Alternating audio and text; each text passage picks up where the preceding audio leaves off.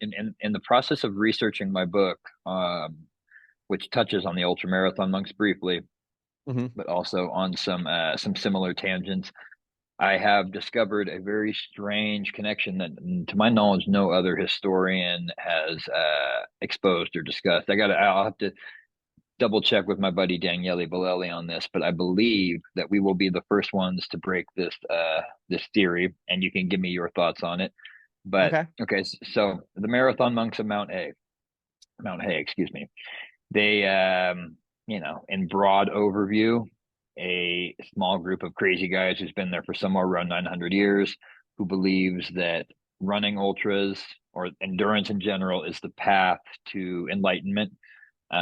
They worship the immovable wisdom king, who's like a extremely terrifying but like justice-based deity that holds like a flaming rope and a sword.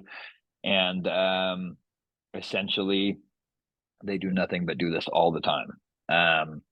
So having established that, very nearby, and unless you're familiar with feudal Japanese geography, which I certainly was not before this, you would not know that the ninja, okay, generally seen as at this point, a pretty cartoonish and, more of a comic book character than, like, say, a historical figure.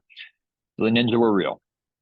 They were known as shinobi at the time, and they were essentially just, covert operatives. Like, man, we have Navy SEALs. The feudal times had a ninja, and for reference, it would have been slightly different. It would have been if, like, imagine that the United States, we got all of our Navy SEALs from the states of New Hampshire and Rhode Island.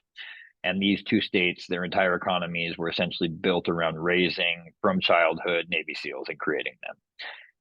It would be so essentially that would be a more accurate parallel, but in essence, they were special forces guys, spies, intelligence operatives, very real. Um, However, they come specifically. The reason I use the states as examples they come from two regions, the Iga and Koka provinces, and these were remote mountainous areas in Japan. To make a very long and irrelevant story short, essentially they were local peasants and local peasant landowners who formed what they called defense leagues against bandits, invaders, and like tyrannical local samurai lords. In a time when peasants didn't have recourse for such things, so they become lacking the strength, military strength to conventionally challenge the samurai. They become these shadow warriors. Funny thing is, it brings us back to the ultramarathon monks.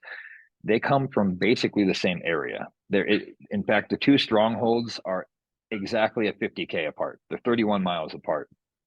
And this is relevant because the ninja have a long history of admiring, venerating, studying directly under monks, because they learned initially as peasants, they learned their skills from a group called the Yamabushi, which just translates to warrior monks. We're just some essentially wandering monks who just practice fighting and praying all day long.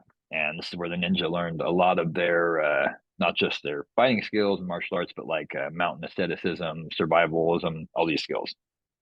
So here you have literally located right next to each other in a very remote and mountainous and otherwise sparsely populated region of Japan, the marathon monks. And then right next to them, you have the shinobi. So this made me just generally curious, like, how is it possible that you can live that close to each other and not like have like a history of interaction?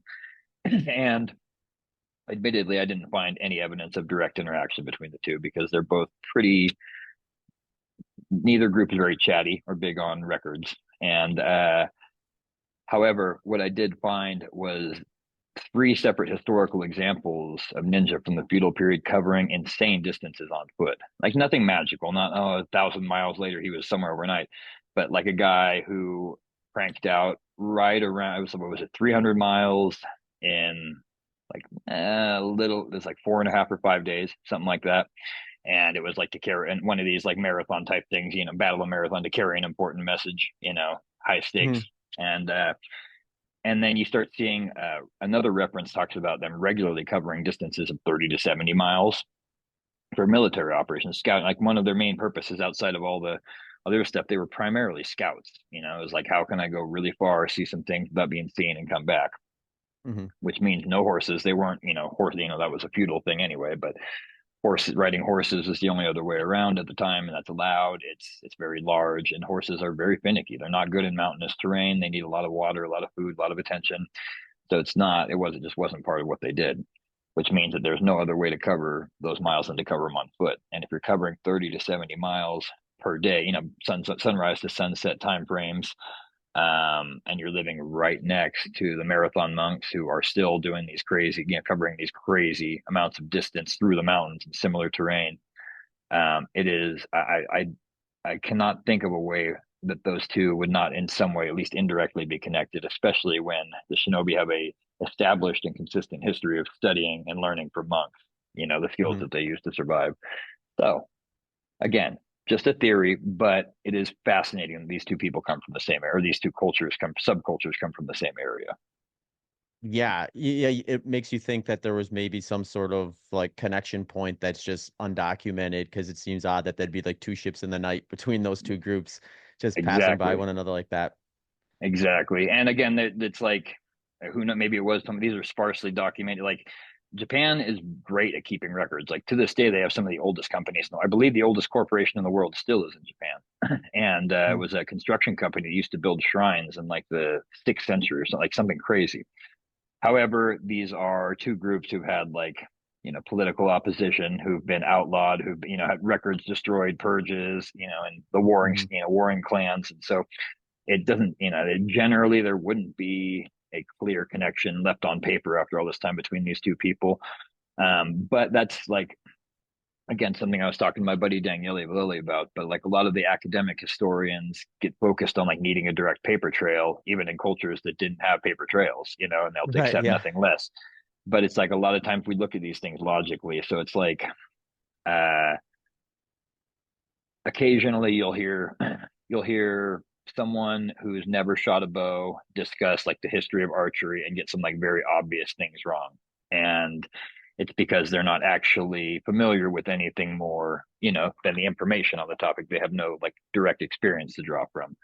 So sometimes I look at these things just very logically. So it's like you could have, like, for instance, if there was a mountain kingdom anywhere in the world, any period of time, they were good at rucking because it's Hmm. physically impossible to do anything effectively in the mountains without being decent at carrying a load on your back, especially if you're a soldier. So it's like something like that you would only know if I mean, you've been hunting, you've been to mountains, it's just there's Hmm. no getting around it. And whereas a lot of times the people that need these like, direct academic paper trails would look at that and be like, well, I didn't see any written evidence that Alexander the Great really did train his army with rucking, even though Macedon was, a mountainous kingdom, which in this case was Hmm. false. At least we know Alexander's father trained his men by loading big bags of flour onto their backs and forcing them to march, to build strength in their legs, moving up hills, rucking, and then potentially like these bags of flour in ancient Greece were up to 100 pounds, so it could have also been used to simulate like carrying wounded comrades and whatnot. But Hmm. again, I digress. Point being, like if you look at this objectively, and you got guys, both of these guys can run a 50K in 4 hours or less. So this is a few hours apart by foot in a mountainous remote area where this isn't like two people living in Tokyo or two groups in Tokyo. There's nothing there. Like these are intentionally remote mountains. I find it fascinating, especially when you see the Yamabushi connection and the fact that the ninja were like actively seeking out monks to learn things from.